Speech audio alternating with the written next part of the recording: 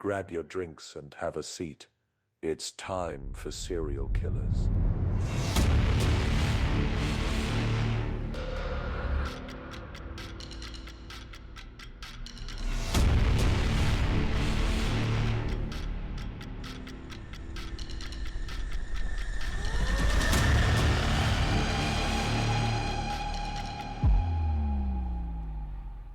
Hi.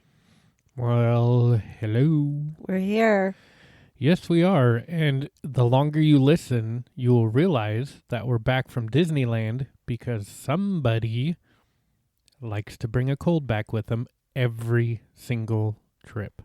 Every single time. I honestly think since we started going to Disney together as a couple, since you went many times before me, I think one time you've ever come back not sick. Me too. And we were like, oh my God, we're going to do exactly what we did. And I did we do did that, exactly. and you're sick. I'm sick. And they call it the Disney cold.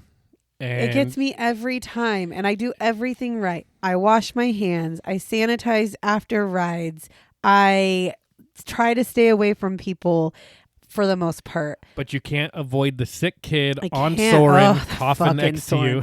We were literally on Soarin', and this little girl, she's like one away from me. Her mom is sitting in between me and her. And I'm like, this was day one of us at Disneyland. And I'm like sitting there like, hell yeah, we're on Soarin'. Actually, it was the very first ride that we did. First of everything. And this little girl starts talking, and the mom says, oh my gosh, your poor voice. You have been screaming and yelling so much that you're losing your voice, which immediately I was like, oh, hell no. Yeah. Because and then she hits you with the... I literally lose, like whenever I get sick, especially with COVID, I lose my voice. And so I was like, oh, fuck no. And then she's like, it's fine. And then we literally take off up into the air. So there's no escaping. This little girl coughs, and it is that broken up, like pneumonia sounding cough. And I was like, you son of a bitch. And I knew it. I turned to Jay afterwards and I said, that little fucking girl is sick. And I'm sitting right next to her. And that's all I said. And then here I am with the same damn sickness I get every time. I get stuffy nose. I can't breathe. I get headaches. I had a migraine yesterday. I get a sore throat. You can't taste anything. Can't taste no, anything. This is not It's not COVID. This is her normal. This is just what happens. I get a head cold. Can't taste anything. It goes into like my throat and my chest. I cough. And then like a week and a half to 2 weeks later, I'm fine. And yes, it takes me that fucking long to get over it. So you're going to have to deal with the stuffy sounding nose because I am unfortunately the only one who does the research. And yes, I could hand Jay the papers, but he's not going to have any damn idea what the hell my notes are. Oh, I would read her notes, but it would be boring to you guys. So I have to do this or there's no podcast. And I'm not going to, I have to be on my deathbed to not have a podcast. I'm not even gonna lie right now because I put a lot of work into these podcasts. This is what she does for you guys. And I am definitely going to do it while I'm sick. So you're welcome. With that, I am T. And I'm Jay. And we are here to talk to you about serial killers. Serial killers. But first, we like to talk about something else. What we are drinking. What are we drinking? So today, because I'm sick, every time I'm sick, I'll be drinking the same shit. I am drinking a black tea, but I did put something in it. I'm not going to keep that in. Normally I don't. If you're a longtime listener, you know that tea and me are the best of friends when there's nothing in it. But when I'm not feeling up to par, I like to do some hot tea with honey. And I'm gonna say right now, Jay literally makes the best hot tea and honey I've ever had. I try to. Oh my God, you guys should see how much honey I put in this thing. It's like so much sugar. Is that why? No, I'm just kidding. Oh, because I'm like, every time I make it, it's like, like it's not good. I put a little bit of tea, then I sprinkle it with some love, and then when you make it, it's like, well, that's the best tea I've ever had. So that's what I'm drinking right now. Yeah, and just because, I don't want her to feel alone, even though I'm not sick, and I better not get sick since I'm traveling in 6 days, 7 days, something like that. I'm 6 days. I'm hitting it with the tea as well. So, got to keep it fresh, got to keep the vitamins in.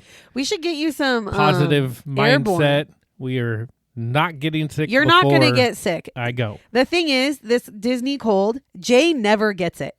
So it's not something that is contagious, obviously. So I don't know how I get it, truthfully, because nobody else gets it. I've got a ninja immune system, and so I'm fat, but I don't get sick I guess very you often. do. Between you and actually both of our kids, I have a bad immune system. I'm one of those weak immune system people. I have an immunodeficiency, and you can tell because I always get sick. It doesn't matter.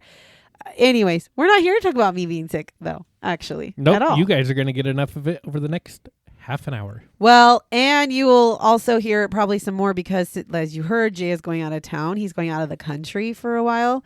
And I mean, like, for a while that we have to pre-record some shit. So I'm going to sound like this probably the next 3 episodes.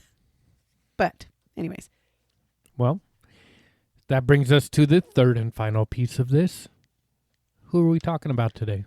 We are talking about a man named Walter E. Ellis. Walter is nicknamed the Milwaukee North Side Strangler. He has 7 victims. The murder dates are 1986 to 2007. Ooh. And the location of these murders is Milwaukee, Wisconsin. Ooh. His method of murder is strangulation, and a characteristic is rape. So a little background. Walter was born June 24th, 1960 in Holmes County, Mississippi, and he is one of 6 children. Now, in the mid-60s, so he was born in 1960, so in the middle of the 60s, his family decides to leave Mississippi and move to Milwaukee, Wisconsin. So I say this half sarcastically and half not. Like, yes, I know we've had an advancement in technology and all that stuff, and it's probably harder to be a serial killer now than it was back then. But I'm listening to a lot of our dates of when people were born. And like, could it be the lead in the paint? Could it be like, was there something that I honestly think adding? No, I honestly think we have just as many serial killers today, or could be serial killers today.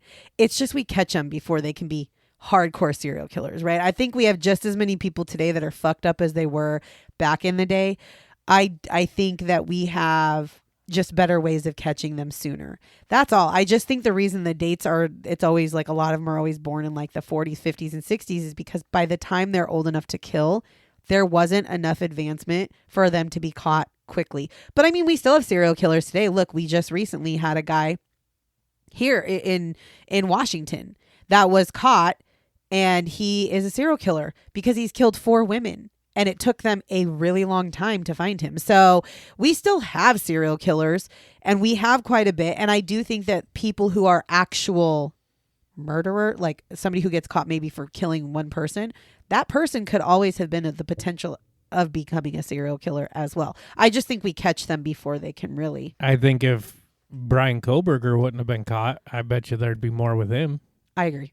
I think Brian Kober was in the making of becoming a serial killer. Yep. And actually, there is a little tiny part of me that thinks he might have actually killed prior to this, the Idaho 4. Yeah.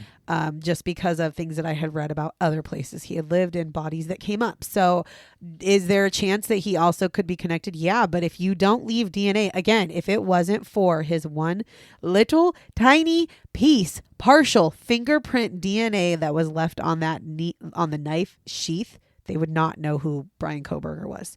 So had he, again, if you are smart enough as a serial killer to not leave DNA, think like Dexter, then you're going to get away with killing a lot of people. But I just think there's a lot more DNA and cameras and tracking devices and cell phones. And there's so many ways you can piece people together. I think this is weird, but I think the only way somebody could really get away with being a serial killer now is if they killed in a state that they don't belong to and killed people that they had no connection to, just randomly went around and killed people. That's the only way I could see it being even plausible. But don't try that. No, don't try that. I'm just saying like that. Yeah, in my mind. That's how I think about things. Don't do it. So he was born in 1960. Now in the mid 60s, they moved from Mississippi to Milwaukee, Wisconsin. Now as a child, neighbors described Walter as an angry boy.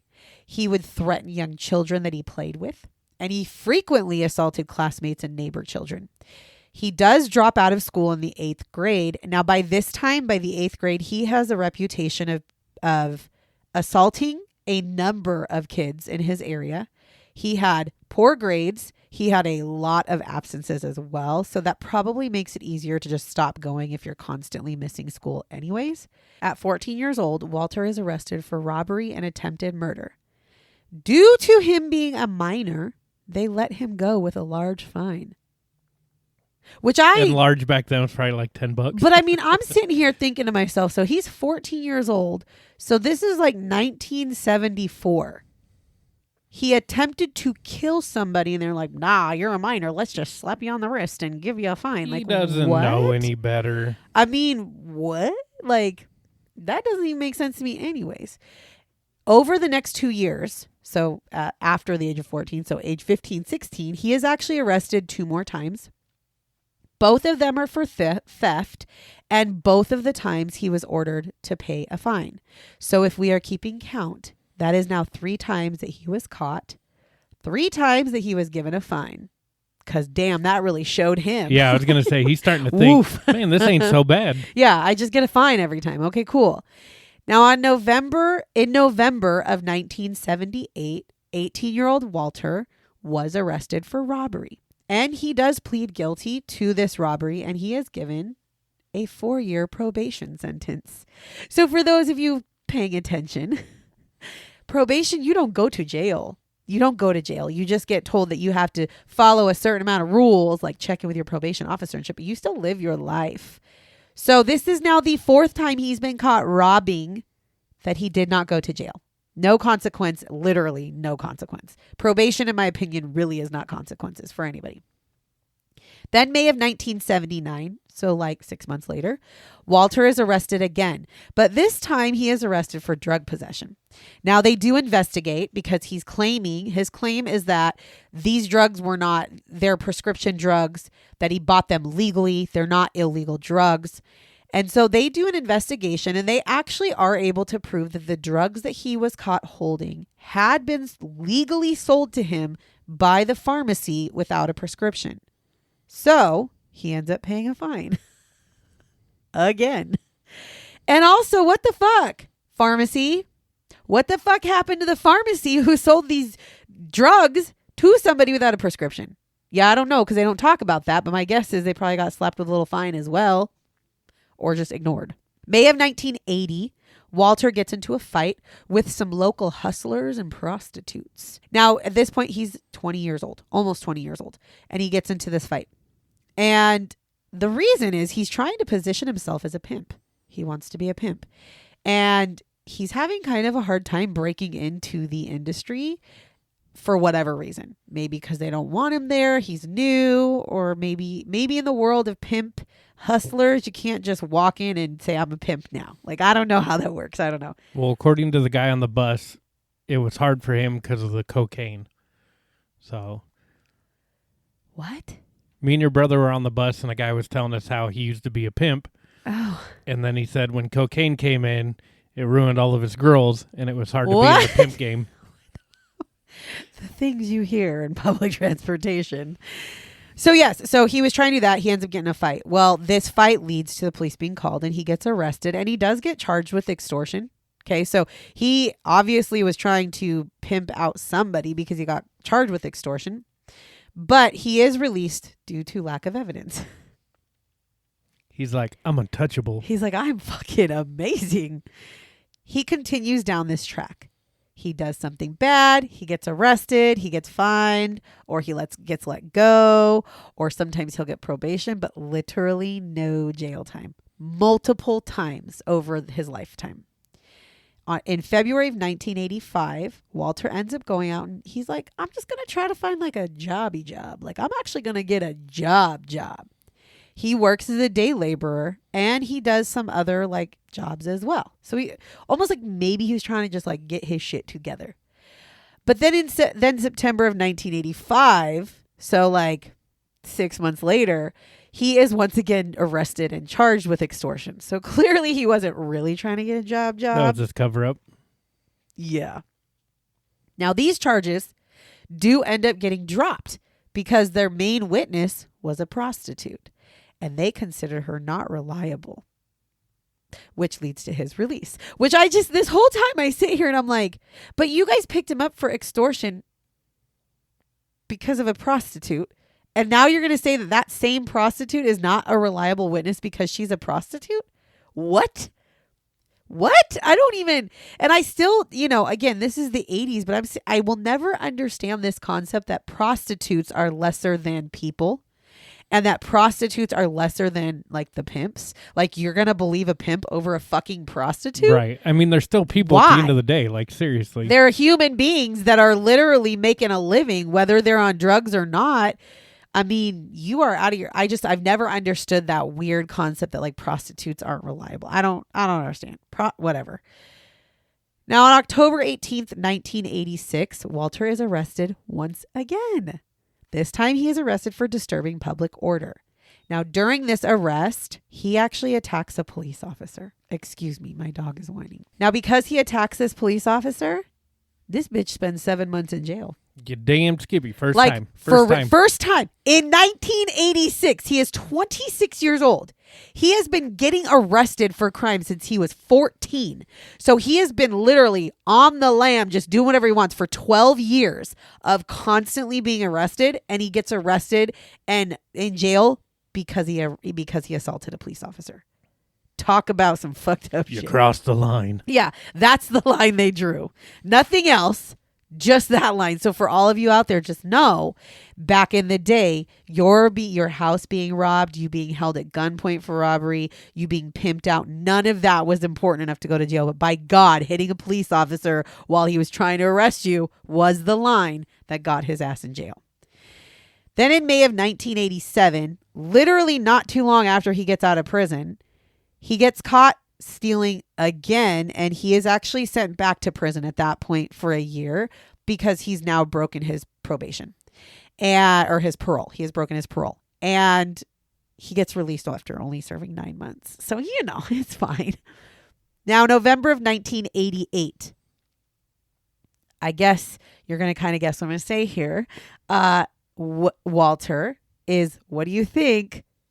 Oh, he's arrested again because he's caught attempting to carjack.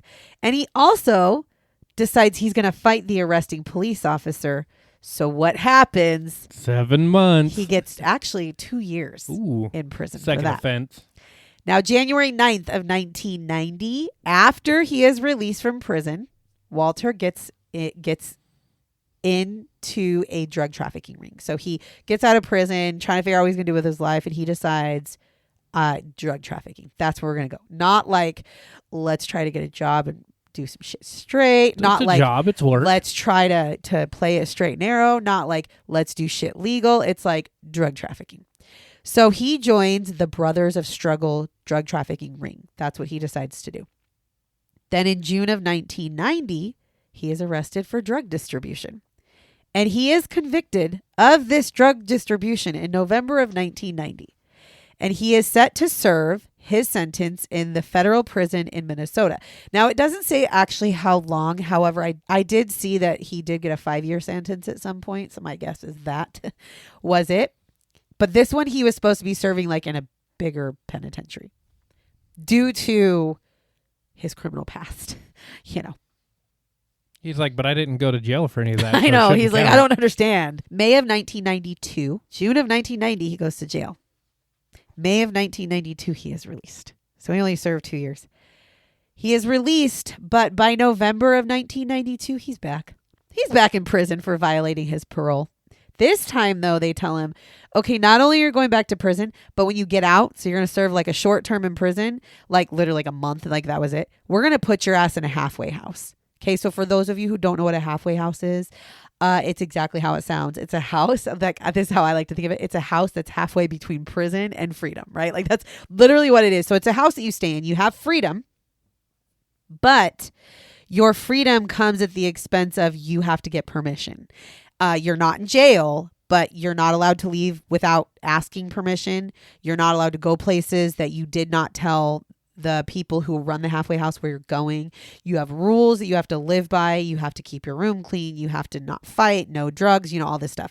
So that's where they put him, Which again, I'm sitting here going, why not just put him in jail? I don't he's clearly not learning his lesson. He's been in jail like 3 times now and he just keeps going back like as soon as he gets out. It's like, I'm not understanding why we give so many chances.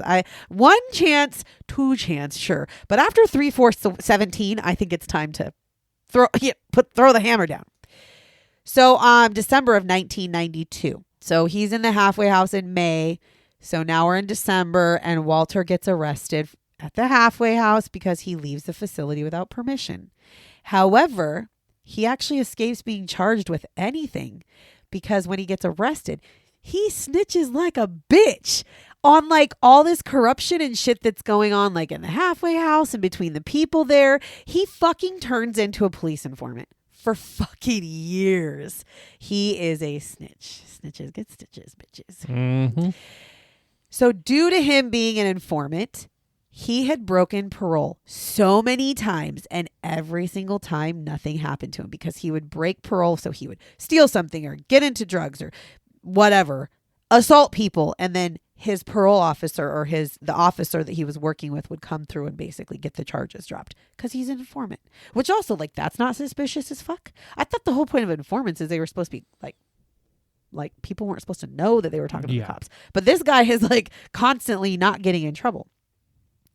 Between 1994 and 1995, he was arrested multiple times for assaulting his girlfriends. Like he'd have different girlfriends. One of them so much that he actually injured her with a screwdriver. And again, never got in trouble because he was a police informant. December of 1997, he is arrested for attempted robbery. He is sentenced to 5.5 years of probation. Again, this is like how he's an informant. He needs to be on the street. He how can't help many from inside the fucking prison. times is he going to get done for robbery? Over the next few months, he continues to literally get caught doing bad things that it eventually leads to him being kicked out of the informant program. But you figure he became an informant in 92 and he got kicked out in 98. So they let him in. He was an informant for 6 years. Then August of 1998, he is actually sentenced to 3 years in prison for reckless endangerment. And in July of 2001, he is released from prison and returned to Milwaukee. And at this point, he gets a job as a low-skilled laborer and continues to live his life. So that's like the whole like shebang background. But you see, we're going to now go back into time. So I just wanted to get you into like what his life has been like. This man has literally escaped jail his entire fucking life, right? So I'm going to take you back into time. We're going to go all the way back to 1980s is where we're going to start. Most of Walter's victims were women who were involved in either sex work or drug use or both. And they were in Milwaukee's North Side. I'm not familiar with Milwaukee's North Side, but my guess is it's like an area where the prostitutes hang out, drug addicts, that kind of stuff. If I am wrong, please correct me, and because that's what I feel like. He would target vulnerable women. He would lure them to and by vulnerable, I literally mean women who are looking to score money through prostitution, women who are looking to score drugs. Like he would find women that were vulnerable on the streets like that. Then he would lure them to a secluded area. He would sexually assault them. Then he would strangle them with various items.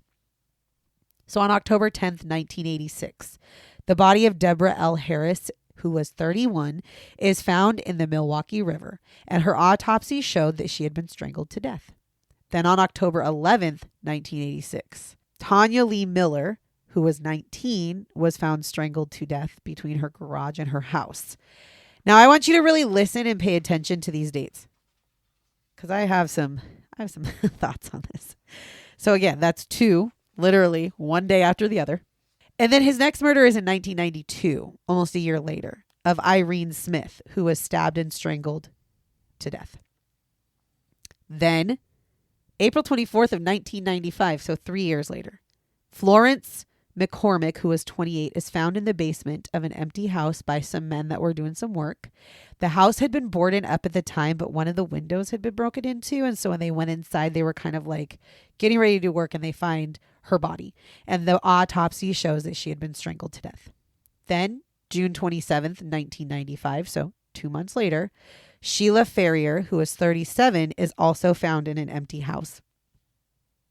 The owner of the house had actually visited the home to check out the work that had been being done on this house because the house was empty because it was being like renovated. The owner finds Sheila's body, and she had also been strangled to death. August 30th of 1995, the body of 16-year-old runaway Jessica Payne is found behind an empty house. Now, she was killed differently than the others. Her throat had been cut.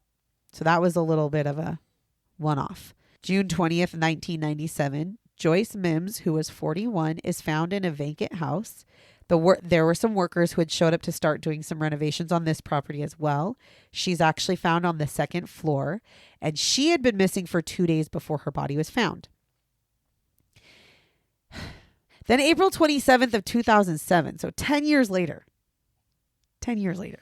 Yeah, there's bodies they didn't find. Well, and let's not forget, towards the later part of the 90s and early 2000s, he was in and out of jail, but never was he in jail for more than 2 years. No. So the gap, the 10-year gap and the 3-year gap blows my mind, along with actually there is a 7-year gap, a 3-year gap, a 2-year gap, and a 10-year gap.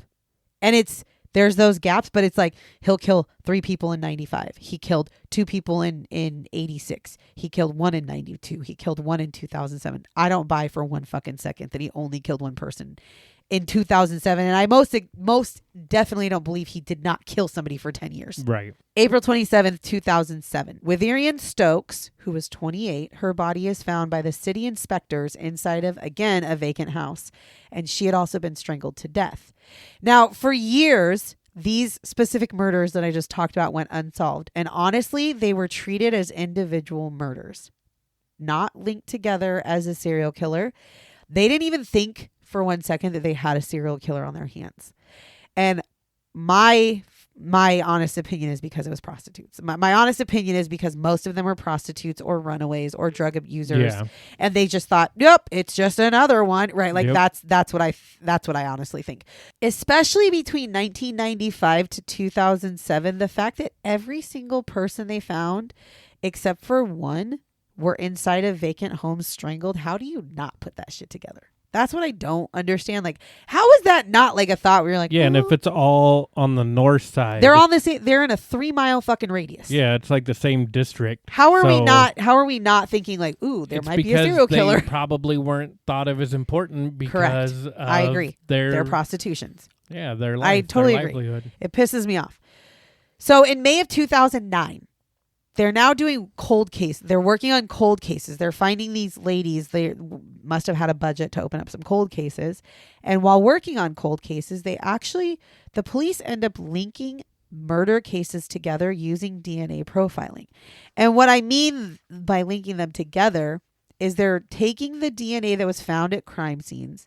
They run it through, and then they run it through their system against other DNA. And they actually end up matching 7 women murders, DNA matching all of them together, meaning one perpetrator killed all 7 of those women. At that point, they were like, oh shit, we got a serial killer.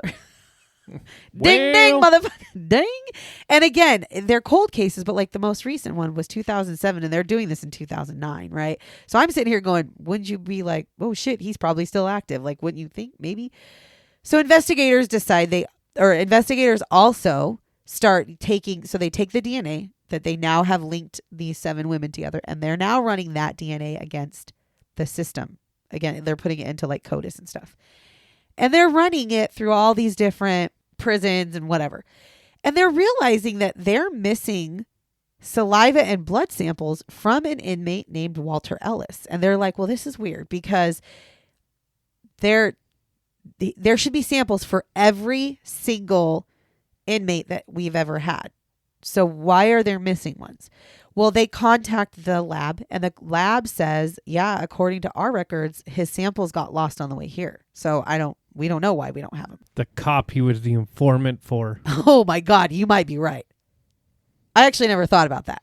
I never thought about that. You might be fucking right. In August of 2009, Walter is ordered to give the samples because they're going through and they're like, well, I don't know what made them think Walter, maybe because he was arrested in the area multiple times. I don't know. But when they realize that he has nothing on file, they go to him and they're like, okay, listen, you need to bring your blood, and you need to go down to the lab, do a blood sample and a saliva sample, because you are because he's not in prison at this time, but you're an inmate, right? You're an ex-inmate, but we need your shit on file because that's part of the rules. So he's given a sample.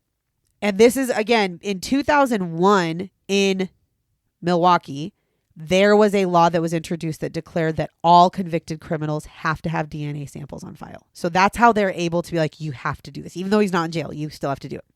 Well, Walter, of course, is like, cool, yeah, okay. But he doesn't show up. Weird. He fails to show up to the police station to do his DNA stuff. And so immediately the police put a warrant out for his arrest. Not for the murder of these women, but because he literally had a direct order to go do it and he didn't do it. This allows the police to also obtain a warrant for his home now, because now it's like probable cause kind of, because now they need to find out why the fuck he wasn't there. So they go to his apartment with this warrant and they decide to search his home. And while they're searching his home, since he's not there, they take his toothbrush. Like on like CSI. Yeah. I see his toothbrush. I was thinking a hairbrush or something, like a comb. Yeah. So because now they have to find this DNA stuff, right? So they take a toothbrush and they bring it back to the lab. And they're like, well, this was in his house and we'll, run it. And that's okay. So they run the DNA off this toothbrush and that DNA pops to all 7 of the murders. So now they know the owner of the toothbrush is the one who killed the 7 women who were all found in a 3-mile radius of each other over the last fucking 20 years. And they know that DNA belongs to none other than Walter, because Walter was in his own apartment. It was his toothbrush in his apartment that he lived in by himself. So they know.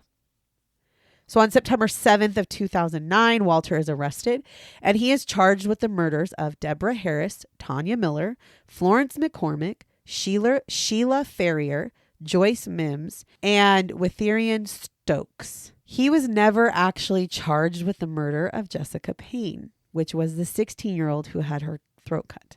She was the one that had not, out of all of them, that had not been strangled. Now, the reason he was not charged with her murder was because she had not been strangled.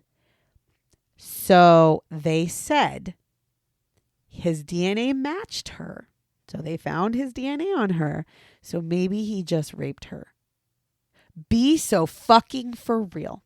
So they didn't charge him because it wasn't the same. Like his MO was not the same. And therefore they thought maybe he just raped her. Okay, so charge him with fucking rape then. Yeah, no shit. And what the hell? So you're telling me that this man raped her, raped all these other women and killed them, raped her and left her alive, and somebody came along and slit her throat. That's what you're trying to fucking tell me right now. That was your shit? So they did not charge him with her murder. Now, in May of 2010, Walter's DNA also matched a 1998 murder case of Marietta Griffin, which, again, now just to point out, 97, and then remember it was 2007. So now we find out there's a 1998 murder in there, which again leads me to believe there's a fuck ton more people out here. Now this leads to the release of a man named William Avery, who was originally convicted in 2005. He was exonerated, but again, somebody went to jail for this murder. That wasn't him. And so you figure if he was convicted in 2005, he spent 5 years in prison for something he did not do. Damn. And so again, Walter's DNA, thank God, set that man free. Now, after Walter is charged, he initially pleads not guilty, which I'll never understand the not guilty thing when your DNA is all over that shit. I will never understand that. He's like, not mine. He was also willing to defend himself despite having an attorney. So he had an attorney, he had a defense attorney, and he was like, yeah, no, I got this. Like, I'm going to defend myself, to the point where the attorney ends up withdrawing from the case and lets him do his own thing because he doesn't want the help of an attorney. So on February 18th of 2011, Walter pleads no contest to 7 murders. Now, for those of you that don't know, I am a professional no contest person. I actually know firsthand what no contest means because I pled no contest when I was 18 years old to a minor in possession charge that I got as a child. It was my birthday party. Got a little drunk, got caught by the cops. And when I got arrested, they let us go and we had to go to the courthouse, and I was given the option to plead no contest. So what no contest means is you are not admitting to being guilty. You are saying, I'm not saying I'm guilty, and I'm not saying I'm not guilty. What I'm saying is I understand that there is enough evidence that the prosecutors have that they could prove that I'm guilty. So I'm just going to take whatever you guys give me. That's what he pled. So he literally said, I'm going to plead no contest, which means I will never admit that I'm guilty. But I'm not saying I'm not guilty. What I'm saying is I know that you guys, you prosecutors, you have my DNA, which means that you could definitely prove my guilt. So therefore, I'm just going to take whatever sentence you guys give me. In my opinion, that so is, he can get out early. that is the most coward fucking way out. Now, that is speaking on somebody who actually also has the same plea. The difference is I did it for drinking, right? I was drinking. I didn't kill anybody. And I did it because I was 18 years old and the fucking attorney looked at me and said, if you plead no contest, you're going to get a fine and walk out the door. If you want to sit here and try to fight it, you can, but they literally have your breathalyzer. And I was like, yeah, I think I'm just going to take that. And he said, also, it never goes off your record, but you didn't say you're guilty. So you're fine. I was like, cool. I'm done. That's very different. The fact that when I saw that he pled no contest, I was like, I've never even heard of somebody in a murder ever pleading no contest to anything. That's just the weirdest thing I've ever heard. But anyway, so he pled no contest. Now, Walter is convicted, obviously, and sentenced on the same day because he pled no contest. It's like you put in a plea and you get your sentence. So on February 24th, 2011, he receives 7 life sentences without the possibility of parole. So never getting out of prison.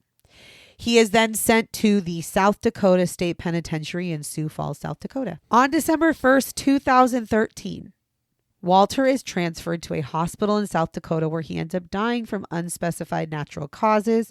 Rumor has it he actually found out that he had diabetes when he was in prison, and he died from complications of diabetes. Got the beatus. He was 53. Well, good. It kind of not good. I'm not going to lie. It's kind of a shit ending because I'm sitting here going, bro, you spent your entire life not going into jail for any of the bad shit you did. And then when you finally got caught, you only spent 3 years of your 7 life sentences. To be fair, yeah, actually 7 life sentences. He only spent 4 years total in prison because he got arrested in 2009. That's not justice for nobody. And he never even admitted to it. So shit individual, in my opinion. No, yeah, definitely a shit individual. I do have some shots. Let's hear them. Okay, so the neighbors, if you remember back in the beginning, the neighbors who said that he was an angry little boy, an angry young man, they did actually go on later to say that as an adult, they saw a completely different Walter Ellis, that he was no longer like this angry individual, that he was calm, he was subdued. They said that he would drive around the streets selling shoes out of his car. He would pull over on the side of the road, talk with multiple neighbors and have conversations. And literally all of his neighbors were shocked to find out that he had killed people. They did not ever think he was capable of murder. So that's interesting. That's interesting to me.